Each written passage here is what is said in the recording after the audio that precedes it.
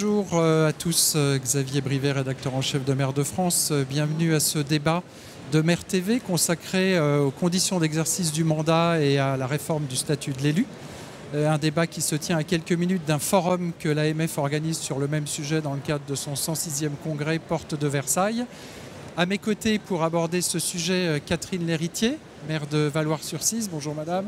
Vous êtes présidente de l'association départementale des maires du Loir-et-Cher. Frédéric Roy. Bonjour, maire de Péguerolles de l'Escalette dans l'Hérault. Vous présidez également l'association départementale des maires de l'Hérault.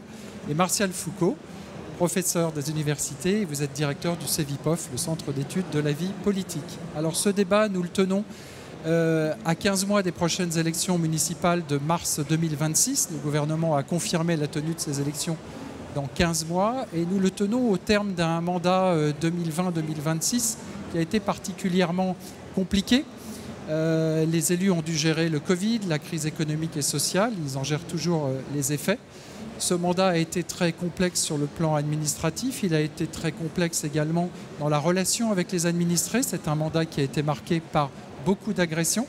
C'est un mandat aussi, et c'est peut-être un signe de la difficulté de l'exercer, depuis 2020, où les démissions ont été aussi assez fortes. Donc aujourd'hui, nous allons prendre la mesure de la situation et puis nous allons voir quelles sont les propositions formulées par l'Association des maires de France pour améliorer les conditions d'exercice du mandat. Je vais passer la parole sans plus tarder à Martial Foucault. Martial Foucault, le CEVIPOF avait mené plusieurs enquêtes sur les conditions d'exercice du mandat. Vous allez nous rappeler les principaux enseignements de ces enquêtes, le ressenti des maires par rapport à leur mandat et peut-être leurs attentes pour améliorer les conditions d'exercice. Oui, alors il est vrai qu'à travers ces enquêtes menées depuis 2018, on a vu ce phénomène à la fois de mécontentement par rapport aux conditions d'exercice du mandat local. Des débats parlementaires ont lieu sur une manière d'améliorer le statut de l'élu local. Mais je dirais qu'il ne faudrait pas simplement s'arrêter à la question du statut de l'élu local parce qu'en parallèle, moi j'ai pu observer qu'un grand nombre de maires sont effectivement à la fois épuisés, mais aussi dans l'incompréhension, dans des relations avec l'État et les services déconcentrés. Dans la dernière étude parue il y a quelques jours, on montrait que depuis 2020, depuis l'installation des conseils municipaux, juillet, août, septembre 2020 et aujourd'hui, on a en 2020 28% des maires qui estimaient ne pas avoir la considération, la reconnaissance des services de l'État, qui correspond à leur quotidien dans des relations avec des services, des agences, mais également des interlocuteurs déconcentrés. 28% en 2020, 45% aujourd'hui. Donc, quand on double quasiment la représentation que se font les maires et leurs équipes municipales d'une déconsidération, ça révèle pour moi deux éléments très très simples.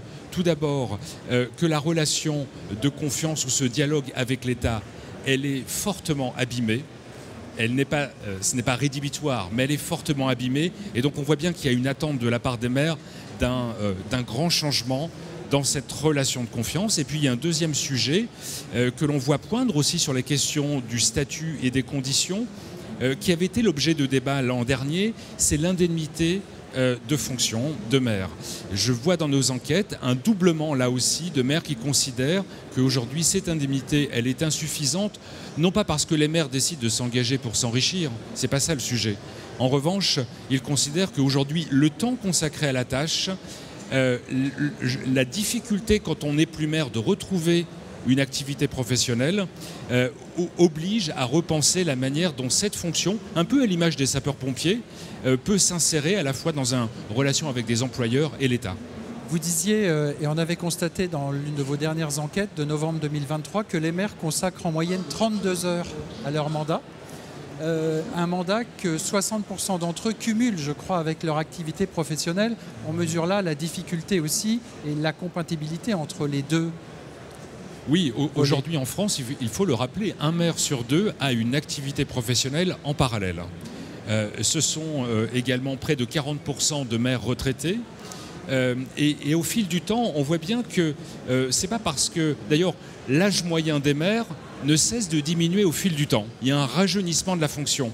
Et s'il y a de plus en plus de maires retraités, on voit bien que ça illustre la nécessité de pouvoir disposer de temps, d'être disponible, pas simplement corvéable à souhait, c'est être disponible aussi pour comprendre la complexification de la fonction. Et je dirais même qu'en termes d'engagement, si on pense à 2026, s'engager aujourd'hui dans les fonctions de maire, c'est accepter de passer chaque jour un peu de temps à une lecture de textes, de décrets, de nouveaux dispositifs et qui sont indispensables pour faire en sorte que les maires et leur municipalité puissent être pleinement insérés dans ce que l'État central indique comme condition pour pouvoir disposer de financement. Catherine L'Héritier, quel est votre ressenti des chiffres qui sont donnés et est-ce que c'est ce que vous vivez vous au quotidien, c'est-à-dire une activité professionnelle, un mandat de plus en plus complexe à exercer? Alors moi je souscris bien évidemment complètement à ce que vient de dire Martial Foucault, mais on le constate tous les jours. Moi, avant de venir ici au Congrès, j'ai passé l'après-midi au tribunal judiciaire, j'accompagnais un élu qui avait été victime d'agression. On y a passé l'après-midi et je ne suis pas certaine que même la justice ait très bien saisi quelle est la fonction d'un maire. Ça c'est un premier point. Le deuxième point, sur la conciliation mandat-vie professionnelle, moi j'ai un jeune adjoint brillant qui m'a demandé à ne plus exercer des fonctions d'adjoint parce que c'est impossible pour lui de concilier sa vie professionnelle et l'exercice du mandat. Et puis dans le même état d'esprit, j'ai un maire d'une petite commune dans le département qui est agriculteur.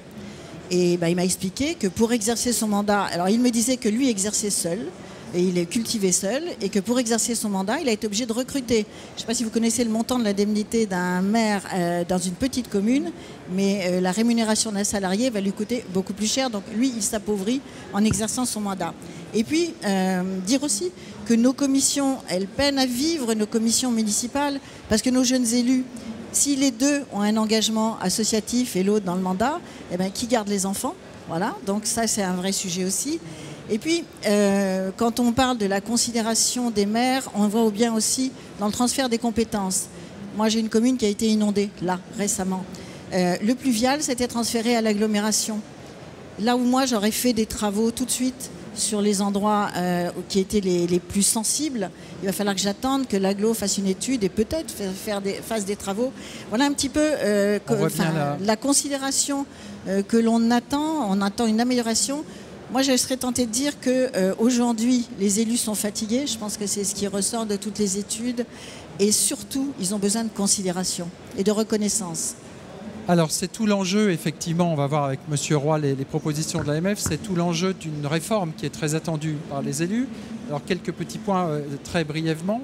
Il y a une proposition de loi qui a été déposée par Mme Gatel au Sénat, créant un statut de l'élu pour conforter les conditions d'exercice du mandat. Ce texte a été adopté le 7 mars dernier. Mme Gatel est aujourd'hui ministre et le gouvernement compte reprendre ce texte et non pas déposer son propre projet de loi pour faire avancer les choses. Il y a un enjeu très important, M. Roy, c'est qu'on est à 15 mois des élections municipales. Alors, quelles sont les principales propositions que l'AMF veut faire avancer dans le cadre de ce texte qui remplit 3 objectifs, c'est-à-dire quelque part soutenir celles et ceux qui s'engagent dans un mandat local, inciter les autres à s'engager en 2026 et enfin diversifier les profils. Quelles sont les propositions de l'AMF ?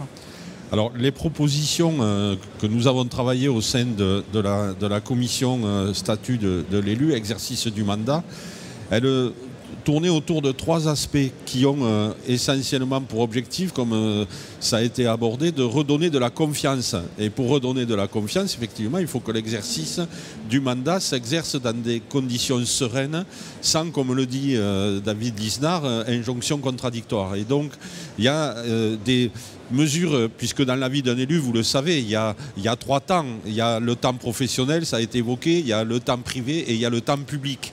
Et la conciliation de ces 3 temps est d'une complexité extraordinaire. Et du coup, nos propositions, ont pour vocation à travailler sur cet aspect de la relation avec le citoyen, et donc de la disponibilité que l'on peut y consacrer. Alors ça passe par la revalorisation des indemnités, bien évidemment, ça passe par de la disponibilité et donc le cadre réglementaire pour pouvoir exercer son mandat en conciliant une activité professionnelle. Ça passe également par l'après, c'est-à-dire la validation des acquis de l'expérience, c'est-à-dire la question des retraites aussi également.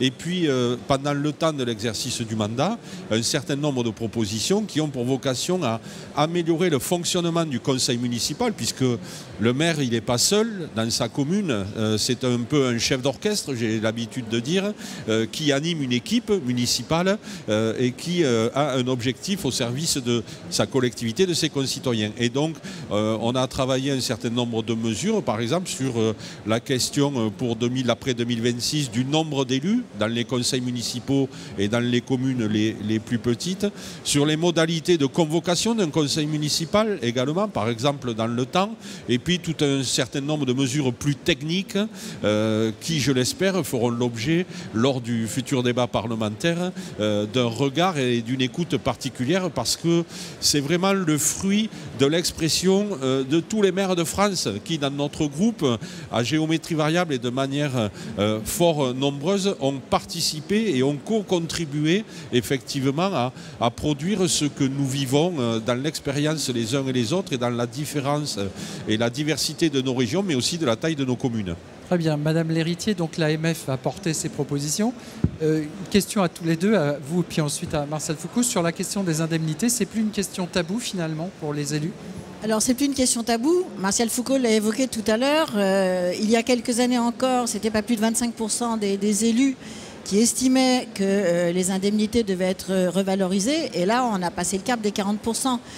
C'est aussi la correspondance au temps qui est passé. Je pense qu'on a une grande complexité de l'exercice du mandat. Tout ce qui, autrefois, se faisait en très peu de temps, prend beaucoup plus de temps pour monter un dossier, pour répondre aux appels à projets. Aujourd'hui, la population est très exigeante vis-à-vis de ces élus. Et puis, on a un climat un petit peu de tension et de, comment dirais-je, de moins grand respect, on va dire, peut-être de la fonction. Et je serais tentée de comparer à celui qui va aller travailler pour un salaire inférieur à ses capacités. Finalement, il faut reconnaître le travail que font les élus, le travail que font les adjoints. Le mandat de maire, c'est tous les jours, 24 heures sur 24, non-stop, il n'y a pas de vacances, il n'y a pas de week-end.